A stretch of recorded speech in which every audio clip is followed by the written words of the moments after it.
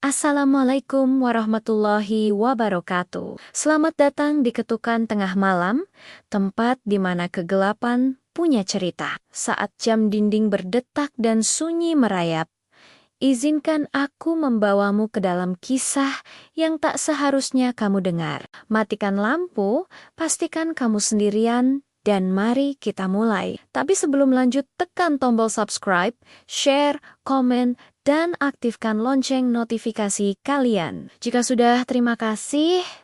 Pada kesempatan kali ini saya akan menceritakan film Makmum, dirilis pada tahun 2019. Sebuah rumah asrama di tengah hutan yang sudah lama tidak terawat. Bekas tempat tinggal para santri. Suara-suara aneh dan kegelapan mendominasi, menciptakan suasana mencekam. Rini, seorang mahasiswi yang sensitif terhadap hal-hal gaib, kembali ke asrama tempat ia dulu tinggal. Ia datang setelah diminta oleh Bu Kinah, pengurus asrama yang sudah tua. Asrama ini kini hanya dihuni oleh 3 mahasiswi, Vira, Nurul, dan Sandra. Mereka sering mengalami kejadian mistis yang mengganggu, terutama saat salat. Sejak Rini tiba, teror semakin intens. Rini menyadari bahwa ada sosok gaib yang sering mereka sebut Makmum, yang selalu hadir saat seseorang salat. Namun, kehadirannya tidak hanya sebagai makmum biasa. Sosok ini yang berwujud wanita, berambut panjang dan berwajah rusak, mengikuti gerakan salat dan seringkali menampakkan diri dengan cara yang menakutkan,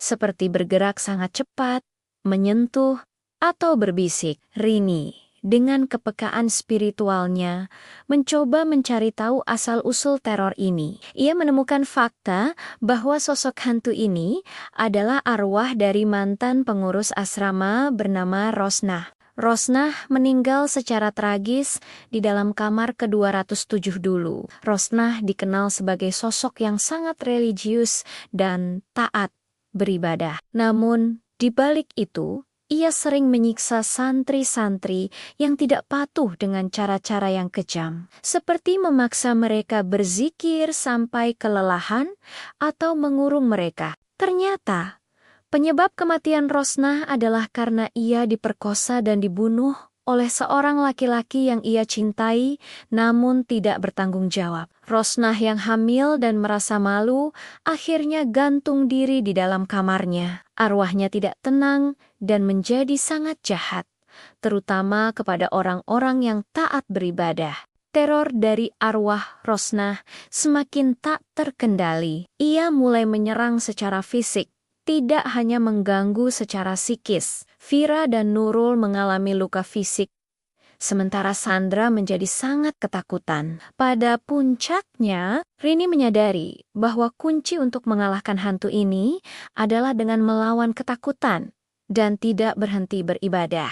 Ia meminta teman-temannya untuk salat bersama-sama, meskipun dalam kondisi yang sangat genting. Rini menjadi imam, sementara yang lain menjadi makmum. Saat mereka mulai salat, arwah Rosnah muncul dan mencoba mengganggu dengan berbagai cara. Ia membuat suara keras, menggerakkan barang, dan mencoba menyentuh mereka. Di tengah salat, Rini merasakan kesadaran arwah Rosnah dan mulai membacakan doa dan ayat-ayat suci yang kuat untuk menenangkan dan mengusir arwah tersebut. Meskipun tertekan, Rini dan teman-temannya berhasil menyelesaikan salat mereka. Setelah salat selesai, hantu Rosnah menghilang, meninggalkan kamar yang tenang dan terang. Rini berhasil menenangkan arwah Rosnah dan mengakhiri terornya. Film ditutup dengan suasana yang damai di asrama tersebut. Rini dan ketiga temannya melanjutkan hidup mereka dengan normal. Namun,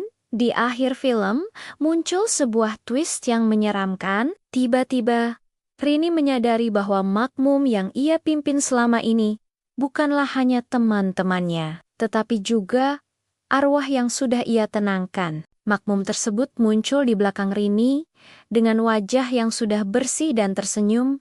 seolah-olah berterima kasih.